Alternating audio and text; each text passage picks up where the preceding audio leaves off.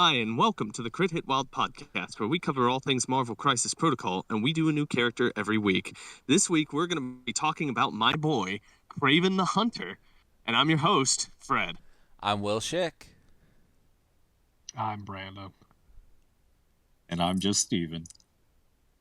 Hello, gentlemen. So, the voice you just heard is the talented and very capable Will Schick from AMG. Hey, it's actually not, for the record. It is Brad. Yeah, we don't have Will Schick here. He's been on every other clear. podcast. I thought maybe we could just sell this. Yeah, no, unfortunately, we're not that big of a deal. So we have quite a bit of AMG news, speaking of which, and I believe I'll toss it over to Brad for that. But before we do that, let's talk about the upcoming tournaments that are coming up. All right, so coming up later this week on the 12th of April, there is a tournament at Firefly Games in Columbia, South Carolina. That is a local game store down there that I know nothing about, but they are running a tournament that day. Is there a specific thing about the tournament? Is it a... No, it's just a regular challenger. So. Oh, okay. All right. Just knock them out, drag them out. Then, coming up on the 19th, there is a tournament at Lost Legion Games and Comics. That is in South Charleston, West Virginia. That's our local game store. And we now have, is it 9 people signed up, Brad? Yes. Is that currently the number? We're at 9. Yeah. Pretty good. But I would like to get an even number. So one person show up. One person more. Sign on up and make it down there. Then, coming up on the 26th of April, there is a tournament at Recess Games in North Olmsted, Ohio. That is Steven's old store, and it is a fantastic space. Highly recommend you go there. And then, coming up on May the 3rd, there is a tournament at the Richmond Open Grand Tournament. I believe this is a 2-day event. I think it's the 3rd and the 4th. But that is in Richmond, Virginia. So if you are in that general vicinity, head on down to that. It is a very large event.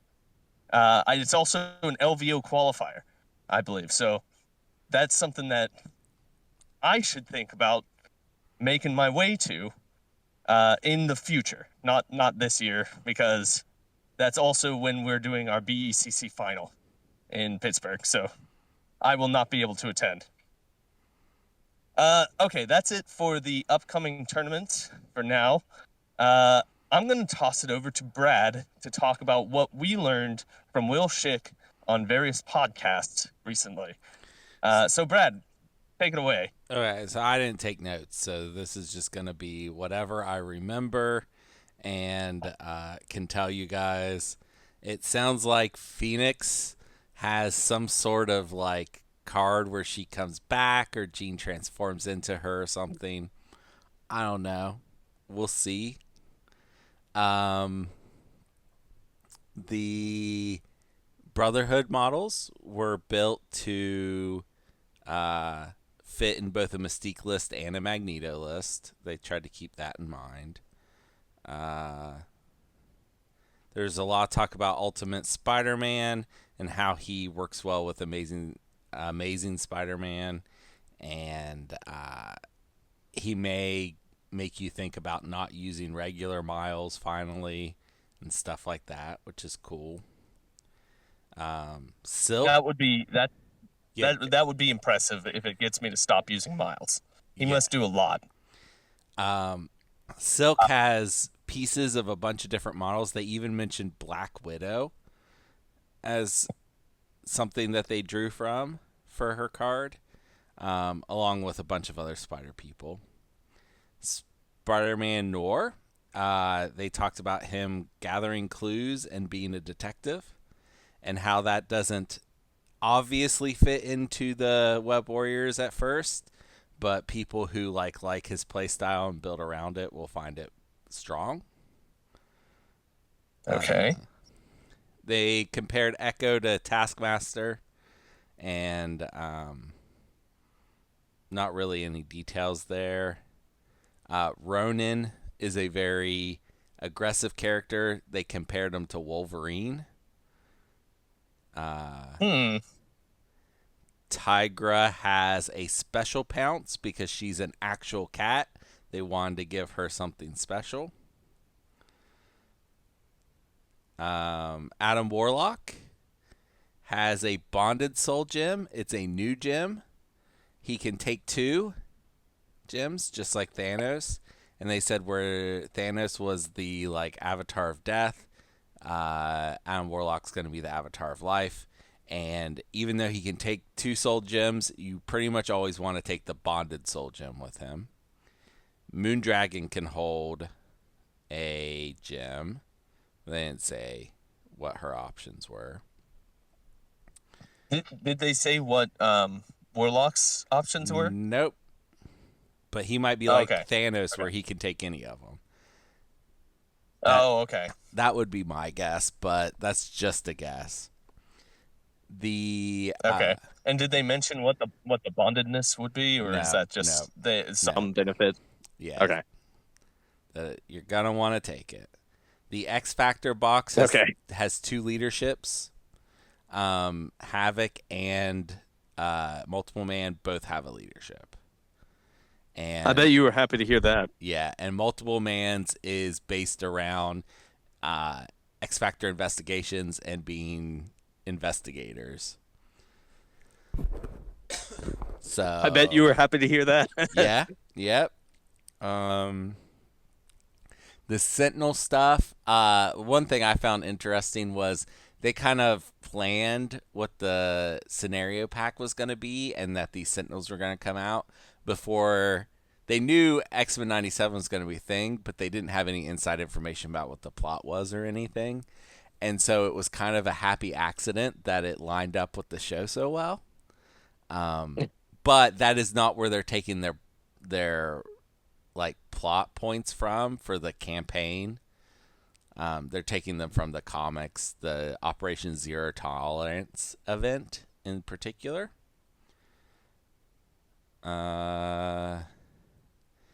They talked about some of the buffs. Clea is getting a major buff. I think they said on 2 different podcasts that she is the most changed model that we're gonna see in May. Oh, I was gonna say, so she's just getting a new card. They said that she's the most changed. They said Bullseye's range is going down. They didn't say anything specific, but it's probably going from 4 to 3. On probably at least his gainer. It is just a gainer, right? Yes. And Toad, he's going to 4/4 health, and instead of pushing on his builder, he's gonna pull on his builder. And that's all they said about those 2. It kind of makes more sense with his whip tongue. It grabs you and pulls you closer as opposed to pushing you away. It's also not, a pull is not as strong as a push. Right. He does not want to pull. It's a debuff for him. Yeah. I'm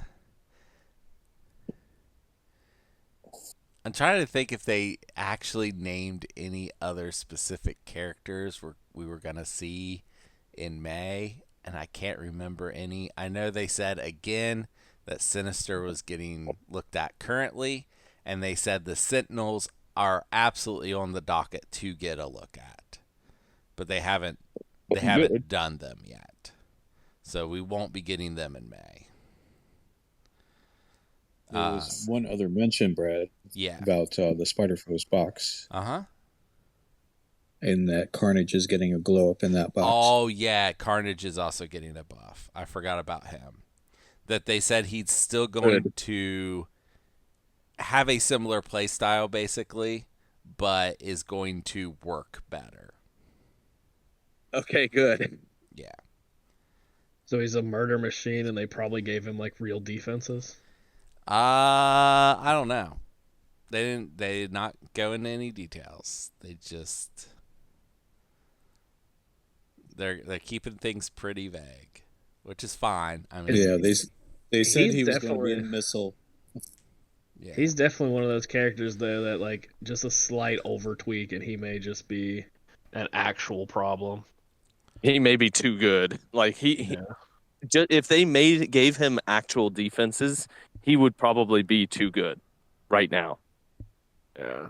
Well, He's the he of all the ones mentioned, he's the one that probably worries me the most because like he's only a couple he's like a couple like wrong tweaks away from just being busted. well, I mean, if you include the tactics card, he is the only character in the game that can get off 4 attacks in a round. Yeah. And he hits hard. It's not like he doesn't. He has lots It of dice could that he be. gets to add to. It could be more than 4, couldn't it? Like he No, could. It doesn't paint the town red. Let you do another attack afterwards. It's only once per turn though. Oh, Mhm. you're right. Okay. Yeah. Okay. To be fair though, like I have played Carnage and there's a video on camera where I'm pretty sure he almost tops to bottom She-Hulk by himself, like with very similar to what we're mentioning, being able to, I mean, tendrils with sadistic glee into paint the town red, into a second tendrils, into I buffed his dice with Baron Mordo, into the card. Like he can absolutely just yeah, there's a go to reason town. people were running him with what was that card from Asgard now? The one where you get Doom 0 Prophecy. Doom Prophecy. Yeah. Yeah. So he gets Yeah, 5 additional dice. yeah, Mhm. he absolutely can just slaughter things. So that's good. He definitely deserves to see some play. He's like he does have the unfortunateness where he has the arch nemesis, which maybe they'll just take off because it just Well, not a whole lot of people are playing Venom anymore since yeah. Agent Venom came around. Yeah, it's the Right. same thing with Goblin. That'd be something they could, if they could replace those on both of those characters, would definitely glow them up like single handedly. I'll be honest. But The Goblin is a buff. Like it's nice when you see a Peter Parker across the table with Goblin. I'm especially not with saying the it's not relevant because it's definitely more relevant now, but I just think Arch Nemesis as a whole should just be removed from the game. That's why I don't think we should just keep one. I think they should just both. well, I think they should keep it, but I think they should change the wording on it. You know what I mean? That Instead of very much felt like an ability that they were going to go really heavy on early in the game and have just abandoned full ship on. You're right. Like there are people who should have it that don't, and there are people that. You're right. They should have leaned into it more than they did. I have arch But yeah. nemesis Okay. Fred. That's true. You and I. Well, if there was if someone had an arch nemesis for Blob, it'd say arch nemesis Fred. It would. oh boy, oh I'm boy. not sure Blob has an arch nemesis though, No. besides maybe running. Mm. Oh boy, oh boy. Well, I think All right, Arch Brad. Nemesis should have came. I think Arch Nemesis should have been put on Wolverine and Sabretooth at least. Yeah. Those are people who should have it on them. There's a lot of Definitely. relevant. I mean, we're in a game of superheroes and supervillains. Like everyone could have an arch nemesis, like Captain America and Red Skull. Right. Like you can Okay, almost, Brad. We've gotten away from you. Is there any other news that is relevant? I can't think of anything. I think that's Okay. it. Okay. All right. Well then, let's move right along to games that we've played recently. I know for a fact that Brad and myself have a game. Steven, do you have a game to talk about? Yes, I do. And Brandon, I think you do too. We've all I played did. games. I did. Play a game. So let's start with Brandon. Why don't you talk about the game that you played? Sure. Mine should be the quickest. I played against CJ. I was to Brad's disdain. I was retesting out Criminal Syndicate um, on some of the new scenarios. There were a couple that I really wanted to try, and I did get it, which was Wedding Party Targeted by Terrible Attack, which is the 20-point secure. That's worth 2 points apiece, but it is 3-2 in on each side, unlike Mayor Fisk, where they're 5-2 in. So it does start pretty far apart. CJ played Web Warriors. The extract was Spider Infected, which is an extract that I have hated most of my life, but is now in my list. But you know, life happens. Um, he chose 17. I believe that was correct. I played Kingpin, Shadowland Daredevil, MODOK, and Abomination. MODOK Scientist Supreme. I should clear that up because there are two of them.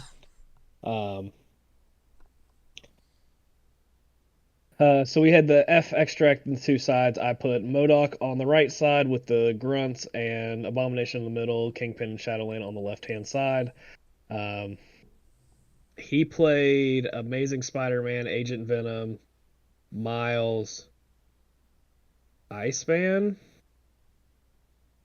5, 4, 3, 3. Is that right? 5, 9, 10, 11, 12, 13, 14, 15. Toad. He played a Toad. Toad did nothing in this game. I did forget about Toad. His involvement was non. It didn't happen. Essentially, MODOK came up on the right side to secure that point against Miles and Iceman. Abomination took the center objective. Kingpin and Shadowland ended up holding down the left-hand side. The Grunts grabbed a spider and just moved backwards and just stood on my edge of the board the entire game, and just scored me a point every. Well, they scored me 3 points. This game ended on round 3. Counting 2 on both of them. You're not getting attacks on turn 1. Turns 2 and 3, your Abomination walked over, and it was Abomination and MODOK against Iceman and Miles. That didn't matter. And then the left side, he put most of his brass with Agent Venom and Amazing Spider-Man. And they couldn't get enough power fast enough to do anything, which was what I was really hoping for, being able to hold 3 extracts and get both of the 2-point objectives, counting 2 with Kingpin's leadership, just being able to sit there and get points. The only power, like, he attacked Kingpin I think made 1 attack. He made 2 attacks. He pushed someone. I attacked, didn't get the push trigger. Attacked the second time, got the push trigger, and then I threw the other character off. So I was forcing him to have to use all his power to come in, and not as spenders. And if all you're doing is builders and gainers into Kingpin and Shadowland Daredevil, and even honestly MODOK and Abomination, you're not going to have enough time to get enough damage across. So it worked out really well.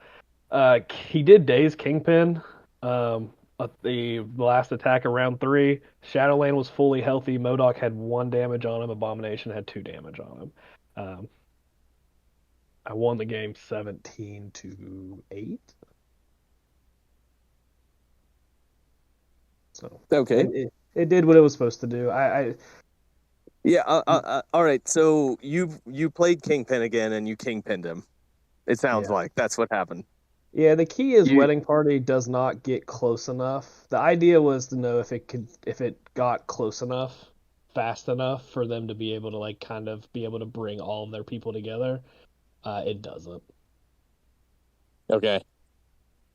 All right. Well, thank you, Brandon. Steven, do Yes. you have any games that you would like to talk about? Yes, I actually went to the aforementioned Firefly for the day and met up with some folks up there to play. First person I played was Mary, who I mentioned before at the tournament in Concord, North Carolina, and she was playing her Wakanda again. And I was playing my Spider Foes, keeping with that list.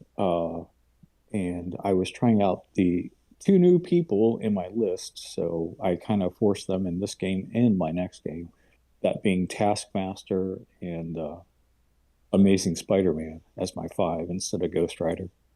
So, and Taskmaster was switched in. Punisher was there before. So we got onto Mutant Madman as our secure, and I forget what the extract was. It was the 19 extract. I think it was Senators, possibly. No, it wasn't. It was Legacy Virus because we only had 3. So I went with Amazing Spider-Man and Taskmaster, as stated before. I also went with Lizard, Doc Ock, and Goblin because we were playing on 18. And then she went with M'Baku, Black Panther, Namor, Baron Zemo, and Okoye. So, needless to say, things went. It's one of those things where I think the more and more I see it, I think Zemo and a Namor pair up is a trap. And the reason I believe this is because you're trying to keep those two in a bubble together, which is very easy to, one, separate them, or just leave them alone in their own little contingency, because you have the tendency to put another character with them, which obviously takes away from your resources somewhere else. So Right, you've got 3 characters that are all balled up in one place, and it's Right. not an ideal way to play. Exactly. So, thank you so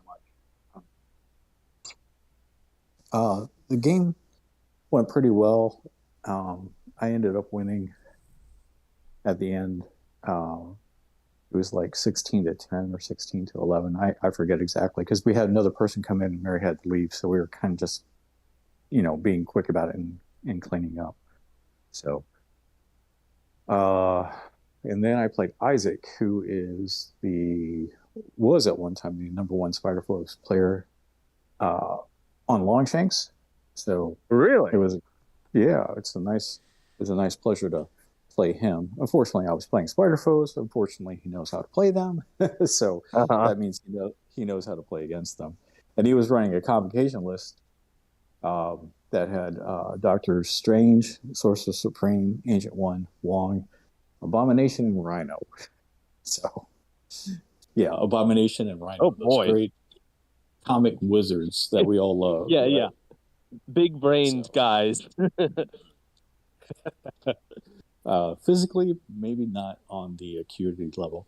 So, but he ended up winning 21-9 because he was up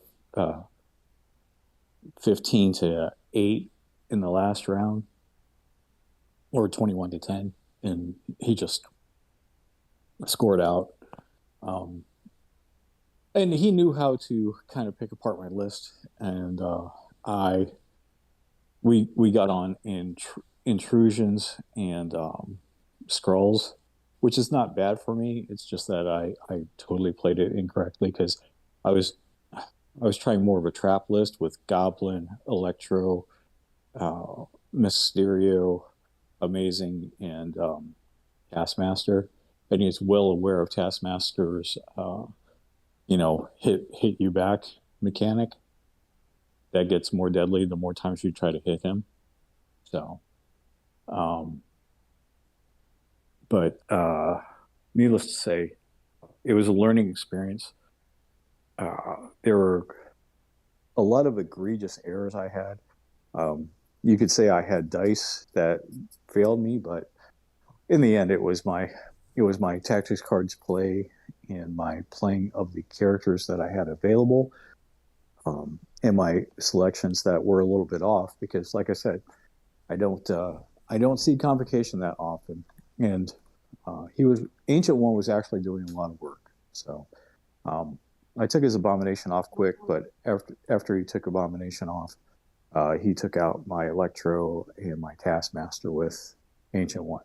So, Ancient needless One's to say, amazing. yeah, needless to say. And that's a scenario that she plays really, really well because her martial arts goes off because everybody's within 2 of her, right? So all of a sudden she gets really, really good, especially with Ironbound books up also. Mm-hmm. So lesson learned. I don't know if I'll be taking Spider Foes to the tournament. I want to kind of take out my Baron Strucker Hydra list and give it a go again. So Okay.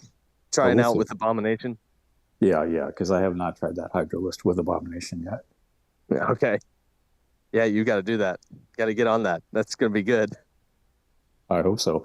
And I got MODOK Scientist Supreme, and you'll do as I say, monster might be in that list. Uh-huh. Nice. Nice. All right. Well, Brad, do you want to talk about the games that you've played recently? Well, I played a game against this scrub named Fred who comes to our store. He barely knows how to play. He was playing Web Warriors, and I was playing X-Men with Phoenix. So, I remember I played Phoenix, and I'm sure had a Miles. And I had Storm. Yep. Shadowcat. Yes. I'm sure I had Psylocke because I was playing Web Warriors. That's correct. I think that's it. I think that might was be it. all that you had. Yeah, because that is 16, and I think we were playing on 16. Is that 16? That was 16, yes. I was playing Miles, Black Hat. Oh gosh, I don't even fully remember. Miles, Black Cat, Moon Knight, Spectacular Spider-Man, and Spider-Woman. That was my 16. And this was rough for me. My game plan into this was not to daze anybody. We had to be playing 19 because I also had Angel. You're right. You had Angel. Okay. I had Angel. And I must have also had Ghost Spider. Yes. You're right. You had Angel too. I don't remember the scenario we played on, but yes, I do. It was Mutant Madmen. It was Mutant Madmen and Senators. Oh yeah, it was Senators because that was relevant a couple times. Yeah. I went into this planning as little violence as possible because I didn't want to power up Phoenix because I was worried the Phoenix would just go off against the Web Warriors. And I succeeded in this plan. Phoenix stayed Phoenix the entire game. The problem with that is that he ended up running away with scenario points without me being able to catch up at all. Yeah. I feel like I went into this with the wrong idea. I probably should have been a little more violent. Tried to take some people out and maybe force the issue with Phoenix. I don't know. I'm not sure exactly how to have played this differently. No, I think that's absolutely right, Fred. You should have done as much violence as you could. Are you being sarcastic? He's 100% not being friendly at the moment. Yeah. You should have done violence. Once Phoenix is flipped, she's just gonna die. So just try to get her flipped. And where she was, she would likely do more damage to you than to me. Yeah, absolutely. Yeah. The problem is he can't do that much damage. No, yeah, that is the problem. I mean, it depends on who he takes. I could have brought a more violent list than I did. Yeah. Oh well, that's lesson learned. I will do differently in the future. I Assuming that Brad still keeps playing a list that contains Phoenix. Yeah, that's Well, probably not going to happen a lot. unfortunately, spiders don't have a lot of brawlers except for Venom, and I would put Daredevil and Agent Venom in there. But 2099 is going to change that dynamic pretty quick. Yeah. Oh yeah. Oh yeah. So I Uh, I feel oh, like my X Men with Storm are in a good place, except the whole Phoenix thing.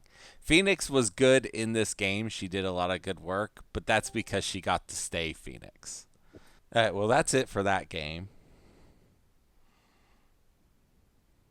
okay. Brad, do you have any other games that you'd like to talk about? Oh, I did play a second game. Did you, Fred? I also played a second game. Okay, Brandon, did you Uh, play a second game? you want? I did not play a second game. Okay, I couldn't remember if you ended up playing a second game or not. Yeah, I can talk about my second game. I played Jared, who's playing Apocalypse. So I played Phoenix X-Men, but this time it was Cyclops, Colossus, Phoenix, and Psylocke on Mutant Madmen. And Jared played Apocalypse with a weird list. He played Blob, Deadpool, Toad, and Psylocke. And it was Hammers. And on my right side was just Phoenix for me. And then he had Psylocke, and then Toad eventually got over there. And my Phoenix had a hard time dealing with Psylocke at first until Phoenix got unleashed. And then it wasn't a problem. But by then, the game was over. And on the other side, I had... No, I didn't have a Psylocke. I had to have had a Psylocke. Where was Psylocke this game? I don't know. I had already turned into a pumpkin by this point in the night, so I had left. We were playing Who all have you named? We were playing 18. So I was playing a 6 and 3/4s. I know I had Colossus and Cyclops.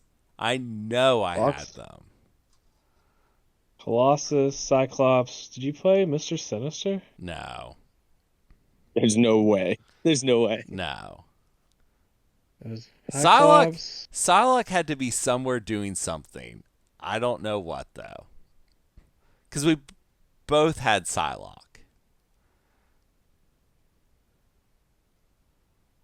But I don't know where she ended up.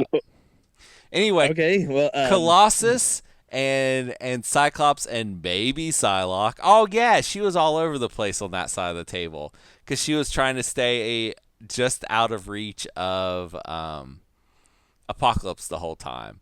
Had to fight Apocalypse, Blob, Deadpool, and Apocalypse won that fight pretty much single-handedly. Colossus and Psylocke and Cyclops handled Blob and Deadpool pretty well.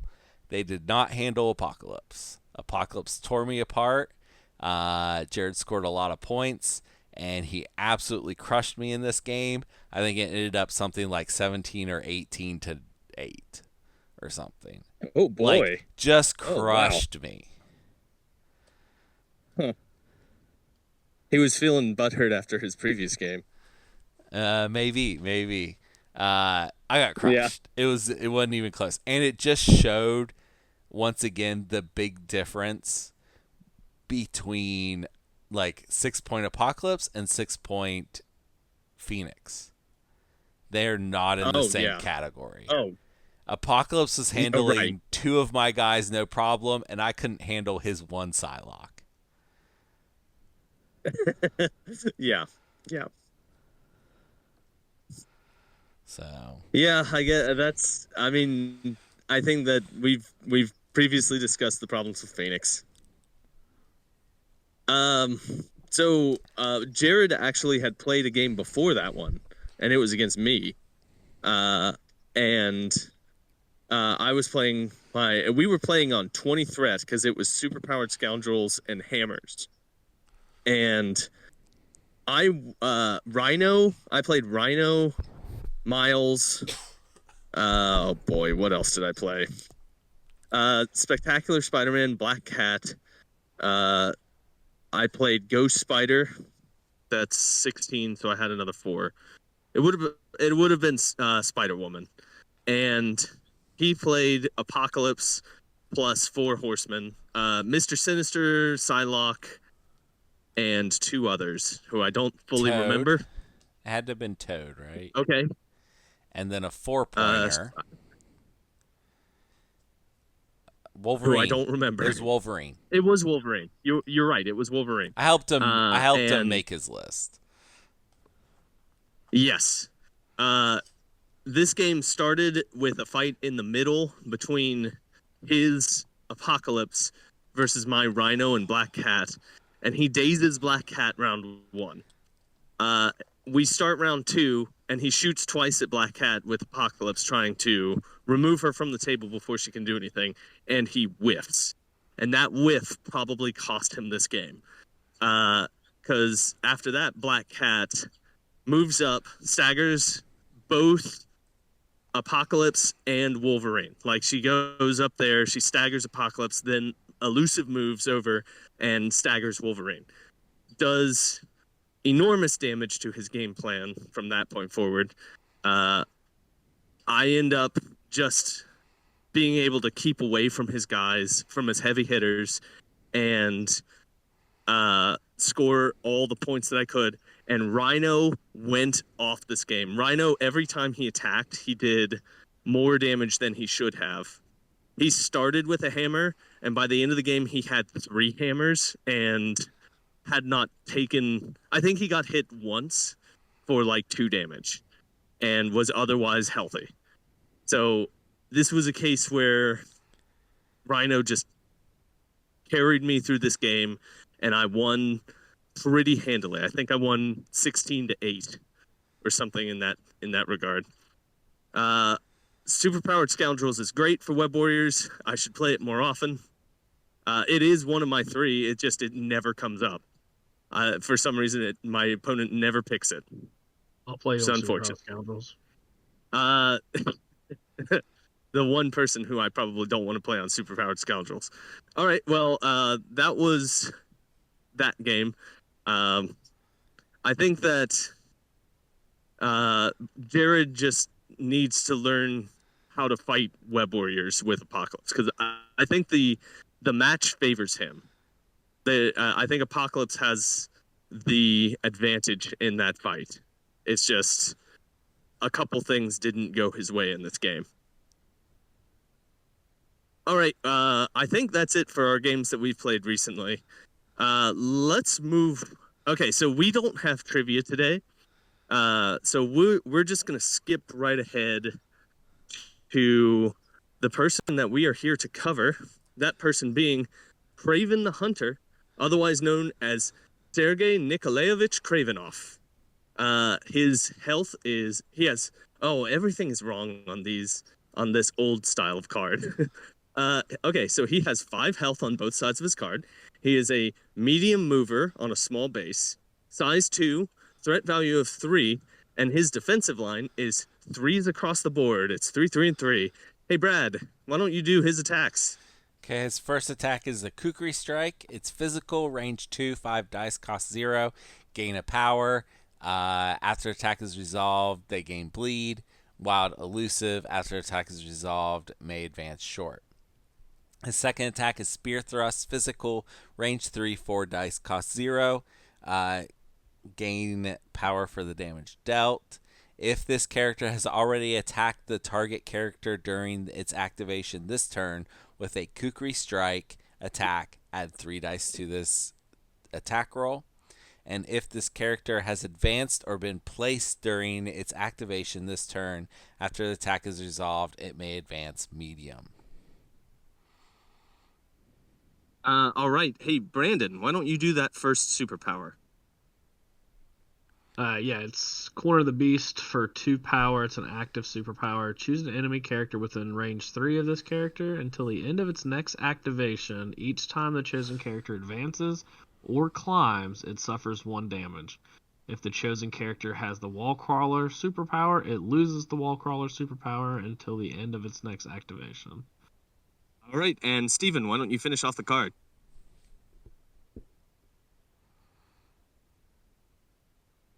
Steven, I think. are you there? Steven's currently Okay. muted. Never mind. I am not muted now. I'm sorry.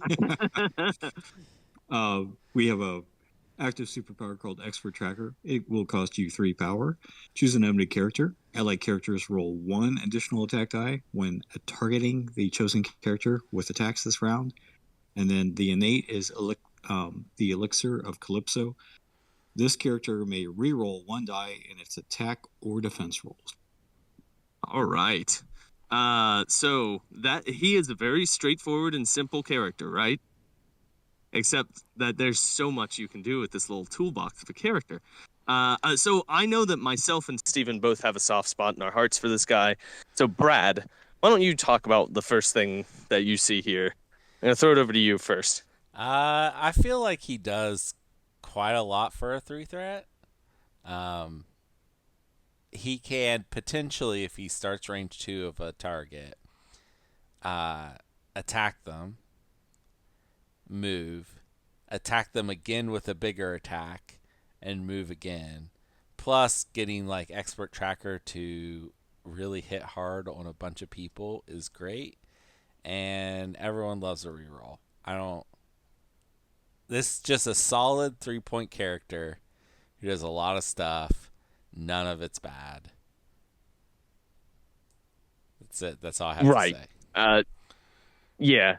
I think the bad thing about him is his health stat, which is fine. It's just he's the standard someone who will die easily. 3 threat health stat. Yeah, yeah. I mean, so he just seems a lot more fragile. But Brandon, why don't you give us your take on Kraven? This character underperforms every time I've ever put him on the table. That's a you problem. It is a me problem, and it pisses me off because I know this character can do things. I don't think I've ever hit the elusive trigger. Like, every time I do it, like, I re-roll into, like, a skull. He just dies in, like, 2 attacks. Like, I don't know what it is, but when I'm playing against him, he does just fine because he does things that he should be able to do. Being able, like, he's a character and in affiliations that he plays in, which he's only affiliated in 1, or I guess he has 2 affiliations. He's in Criminal Syndicate also. Yeah. and Spider-Fist. I don't know. He's fine under Shadowland Daredevil, being able to get an extra reroll. But yeah, I mean, he does what 3s are supposed to do. He's on that bridge of, like, most playable 3s have a 6/5 health line. The reroll should basically take that into consideration.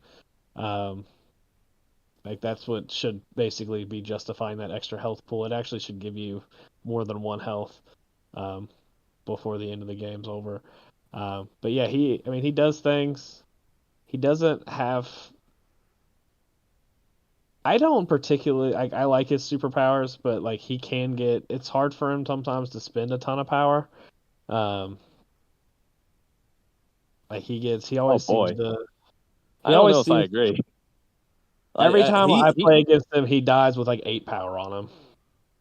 Okay. So, So the Expert Tracker, there's an important thing about Expert Tracker, and that is that it is not once per turn. If you have the power, you can do that on as many people as you want. yeah, Like, there's no range on it. there's no range on it. So he can Expert Tracker the entire. If he has 9 power on him, he can do 3 characters. Well, then at he the can end of his attack turn. twice of a Kukri strike and do another character. Yeah, you're right. Yeah, he has. It's just one of those where he does. I guess, like, I don't know. I've played against him a bunch. It feels like every time he gets flipped and has the power to be able to do that, you kind of just look at him and you're like, you know what? I don't want that to happen. So your opponent kills him. Yeah, so then he just dies. Uh-huh. Would that But if he does that survival and then changes that. dies? If you survival Kraven, I'm 100% okay with that. If you expert tracker and then he dies, is that still a impact It anything? does still stay out. So expert tracker comes from the token, as I understand it. Mhm. So even if he is taken out, oh, this is a little But bit wouldn't all fuzzy. his tokens leave with him? No, No, Every tokens other. stay. Even winging Okay, it, because they're tokens Because not. stay. Yeah, because they're not affected like directly to him. Yeah. Okay, that makes sense. So Yeah. I gotta say, this guy, if you can really make him sing, he feels amazing on the table. I'm a huge fan of Kraven. I I have seen him do nothing. He has done nothing for me on the table, but he has also done amazing things. Like if you match him up with custom upgrades and just put him against one target, he will remove the target. I've had him.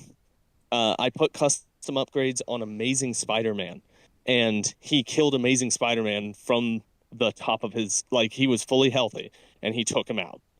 That's not easy to do for a 3 threat in one activation, but he can do it. For those of you who are listening, custom upgrades is a Spider Foe specific card, and it is one where you have to do it during the power phase, and you spend 2 power, and you pick a character, and your model gets 2 additional dice on attack and defense rolls when attacking or defending against that character. But when defending against any other character, they roll -2 dice. It's the same as the I'm forgetting what the old card blind was that's now banned. Blind blind Obsession. obsession. Yep, that's it. And uh, it is a Spider Foes only card now, custom upgrades, and it is great for Kraven the Hunter. He is a great target for it. And when he is on it, he will kill characters, no question. Steven, what are your thoughts here on Kraven? I generally agree with the consensus that he's either definitely a hit or a miss, and you have to put him to situations where he's going to shine, and then you have to have the mindset that you do not mind losing him. Yes, that's important. I specifically use this little guy to go after big targets. I think my first experience having that was when I was at a tournament with you gentlemen, and I was going into playing against Brad, and I had Kraven there, and he was going against Juggernaut, and I think Brad had the intention of Juggernaut taking away other characters that I had out, but Kraven immediately dazed Juggernaut in one activation in one round, and Juggernaut stayed on top of Kraven just to get him out of there. So switching a 5 for a 3 in my estimation is a win. He has taken out a Thanos for me. He has taken out a Dormammu. He has taken Yeah, out a Magneto. I mean, this guy, his kill list for me is just incredible, and they're all higher threat. Where he doesn't do well is if you put him on another 3 threat, or even a 4 threat, or a 2 threat. He doesn't seem useful. He is a big game hunter, right? So go after that 5. Especially if you pair him up with in Criminal Syndicate and you pair him up with Killmonger. Those two ganging up on a biggie is probably your best bet. So yeah, no, I can do nothing but sing his praises. right. Yeah, I love Kraven the Hunter. Now, all this being said, I still think he's probably the third or maybe even fourth 3 that I would grab in Spider Foes, which it sounds like I'm not speaking up his praises, but Spider Foes is loaded with fantastic 3 threat options. What, you're taking Like, Vulture over him? it probably not, but like, you've got 3 threat Doc Ock, you've got Lizard, obviously, Mm-hmm. you've got Mysterio. There are a Well, lot of good 3s out there. that. It all depends.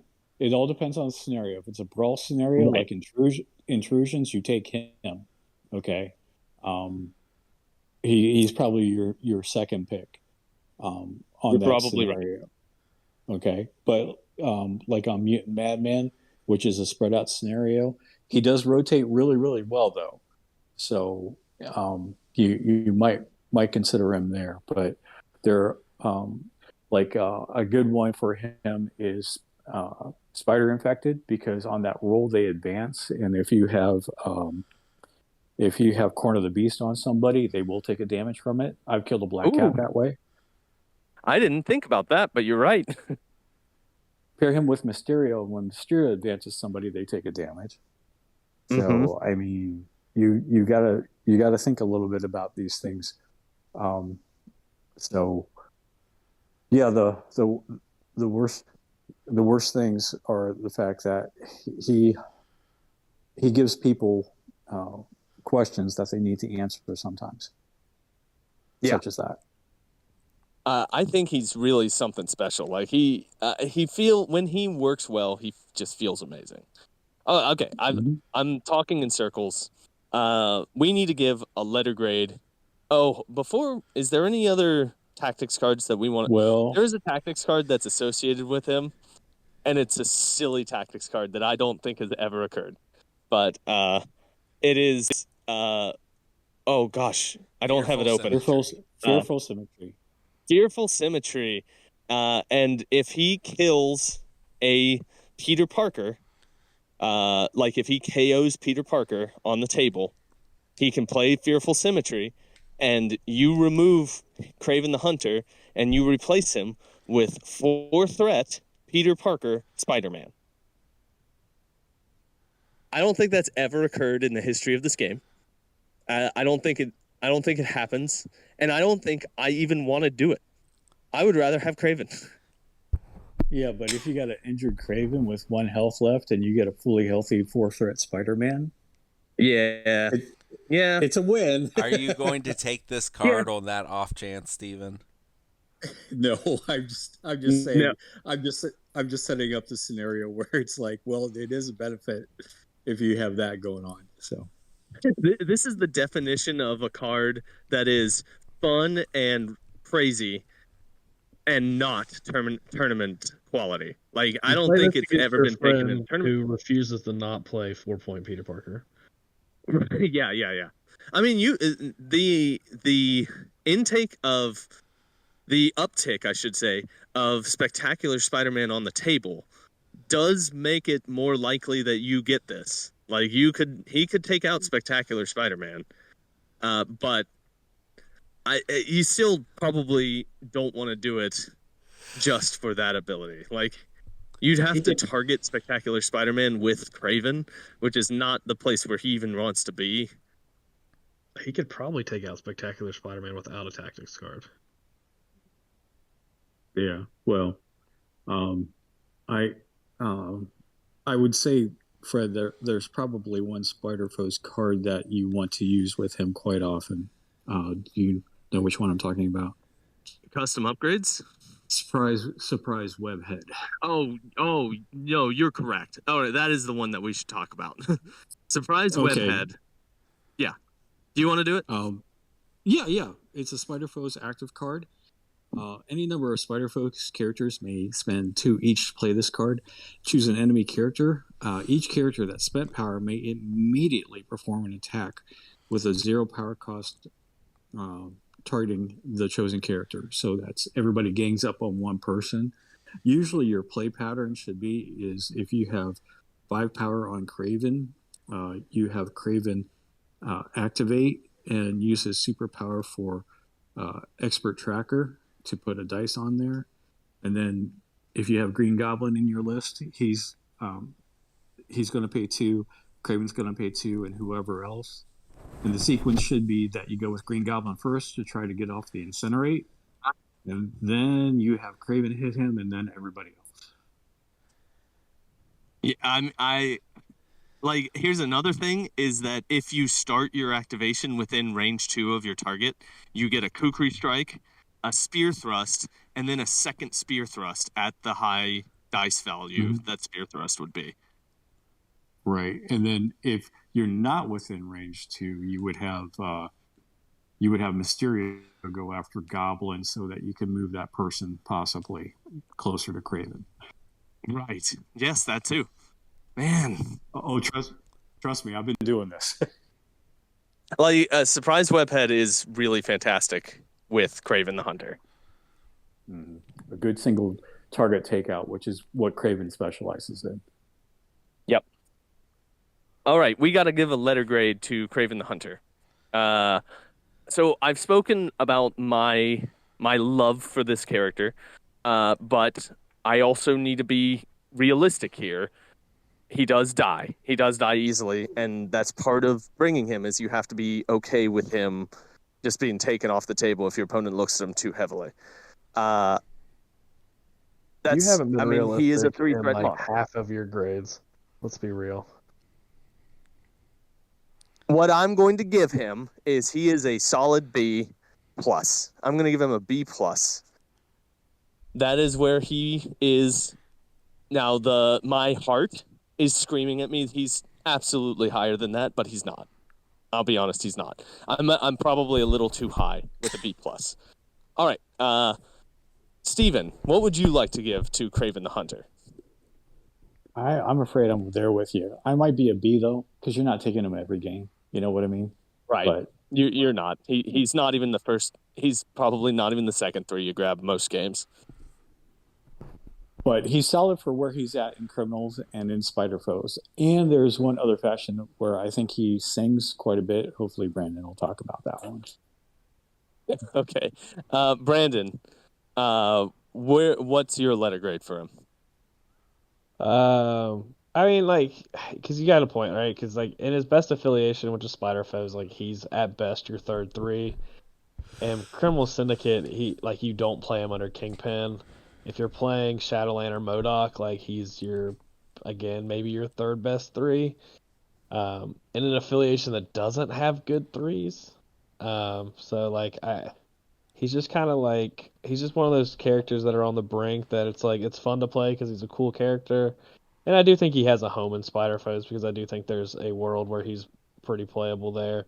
And there was a good place to splash him before they got like 7 new models, and now it's come really hard to fit him in. But I'm at a C plus. Okay. All right. And Brad, what would you like to give him? I think he's a pretty good all-around solid 3-pointer, so B. Okay. So yeah, like I think that's a pretty safe place for him to be in the mid B's and C's area. I do love this character. Every time that he goes off, he feels amazing. So If he had ever done anything for me, he'd be a B minus, just for the record. if you could roll dice worth a damn with him. Yeah, he has never done a thing for me. All right. Yeah. Oh, go ahead. Go ahead, Steven. I was going to say Brandon's Bane is rolling dice, folks. Oh, just so you know, and Kraven has to roll dice. Yeah, he is dice dependent. Terrible. All right. So, Brad, do you have any comic books that feature Kraven the Hunter? I do, and I think everyone knows the first one I'm going to say. It's Kraven's Last Hunt. Fred doesn't. It's Kraven's Last Hunt, which was 2 issues of 3 different series for a total of 6 issues. I did not write down what those issues were because honestly, it's easier just to search for Kraven's Last Hunt now. It's by J.M. DeMatteis and Mike Zeck, and this is actually just one of the best Spider-Man stories ever told. I've been saving it for the Kraven episode because it's very Kraven-centric. But this was such a big deal that Kraven was retired from the comics from 1987 when this series came out until 2009.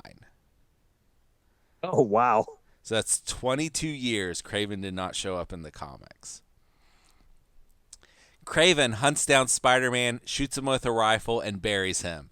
And that's the start of the story.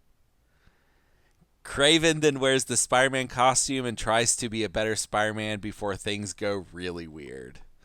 So, this is a good one. Everyone should read this. This is the story that. This is what influenced the idea of that tactics card. Yes, Of Fearful in fact, Symmetry. This series, when it came out, these 6 issues, they didn't have like a proper title, but like very shortly after they came out, they went ahead and put out the first trade paperback of this, and it was called Fearful Symmetry: Kraven's Last Hunt. And then I see. But Kraven's Last Hunt was like in much bigger lettering, and eventually they dropped off that Fearful Symmetry. But yes, this is the inspiration for that card in even to the name. Let me ask Fred a question. Okay. Fred, do you know why the beginning of that story is so unusual? That Kraven shoots Spider-Man and buries him? Yeah, he uses a firearm. That is correct. Let's be real. Fred had no idea that's what you're trying to get at. That's not what I was. I was just saying what was abnormal is that he succeeds in murdering Spider-Man. That is also unusual. Fred, you forgot the #1 rule of comics. Nobody ever dies. He got better. He got better. Yeah. Kraven thinks it's dishonorable to use firearms. Okay. I was gonna say, there's no way Fred knows this. I don't know why we're making fun of him a famous scene from this this crossover is Spider-Man crawling out of his own grave. Okay. Anyway, some would say that this is the only Kraven story you ever need to read, and all the other ones are bad. But I'm gonna give you a second one anyway. It's called Hunted. It's from Amazing Spider-Man Volume 5, that's 16 through 23. I believe this is 2019. Nick Spencer, Humberto Ramos, and Ryan Otley. Kraven created a lot of clones of himself, and only one is left alive. This clone is out to kill Spider-Man, and the plan involves also hunting other animal-themed super people. Kraven has some allies, including, I think, Taskmaster and Black Ant. I know Black Ant's correct. I'm not 100% on Taskmaster. Anyway, things get crazy, and Peter has to protect himself and others, the other animal-themed super people, while trying to stop this crazy Kraven the Hunter clone child guy. That is vaguely the storyline from the Spider-Man 2 video game for PlayStation. So maybe it's inspired by it, because it might be inspired by the video game came out after that series. Uh-huh. Yeah. All right. Well, that's what I had. Thank you, Brad. Thank you for those comic book recommendations. Brad, before I move away from you, you watched a movie. Oh yeah, I meant to build up for this. I meant to lead with that actually on the comic section. A couple weeks ago, when we originally planned to do Kraven before a bunch of other things happened, I watched the Kraven the Hunter movie, and it wasn't bad. There was definitely a better movie there that they could have made, but they would have had to not make it a superhero movie. Yeah. That's kind of... oh, sorry, go ahead. And now you go ahead, Fred, and then I'll talk. So I have not watched it. I'll preface everything that I'm about to say with that. But I did listen to the Flophouse talk about it, and their consensus was that it is a better movie than Morbius. Yes. But it is a less fun watch because it is more competently made.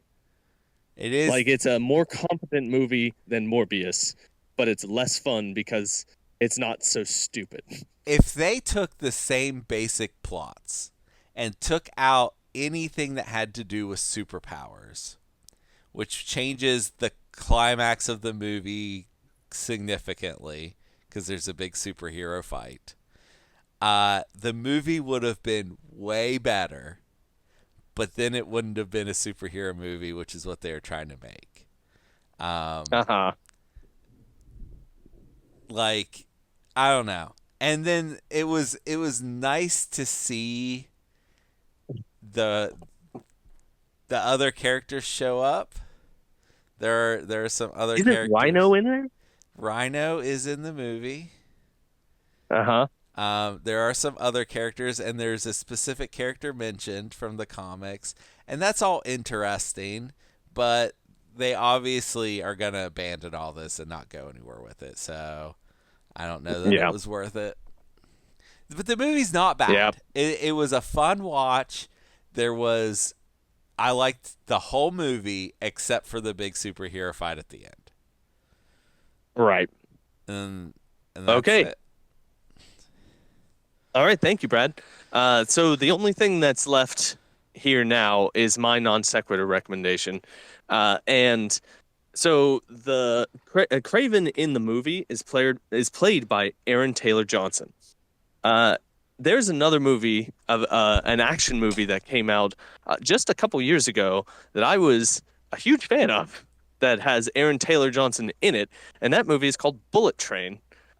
Starring Brad Pitt of all people. That's a great movie. It is a ton of fun. Aaron Taylor Johnson plays the one of two hitmen. I think his name is Tangerine, if memory serves, which is obviously a code name. But he's very funny. It is a comic performance, but he's also very threatening. It's interesting how they can make a character both comedic and threatening just through how competent he is. But Bullet Train is it is a comedy action movie that is absolutely worth watching. It is quick, it's relatively short, and it's a lot of fun. And I highly recommend it. And Bullet Train is great. You will not see where it's going either. Brad, Yes. you forgot one thing. What's that? You forgot Brandon's segment. We've soft been like going away. If you want to play Kraven outside of affiliation, you can play him under Blade's leadership in Midnight Suns because you can pay 1 power to place yourself 1, which will trigger the move on the spear thrust. That's arguably the best place to play him out of affiliation. However, they just got a shoot ton of characters, and it's really hard to fit him in now. But that was by far the best place to splash him from Blade coming into the game. Plus, he had the bleed synergy to go along with Blade. Yeah. So but bleed triggers. Characters aren't really getting splashed anymore. So well, they just got Man Thing and Encanto, which we have reviewed. They are miles better than Kraven. No offense to Kraven. Oh, without question, they are both better than Kraven. No question in my mind. Yeah. All right. And that'll do it for us today. Thank you all for joining me, and thank you for listening out there in podcast land. I wish all of you a wonderful rest of the week. Goodbye.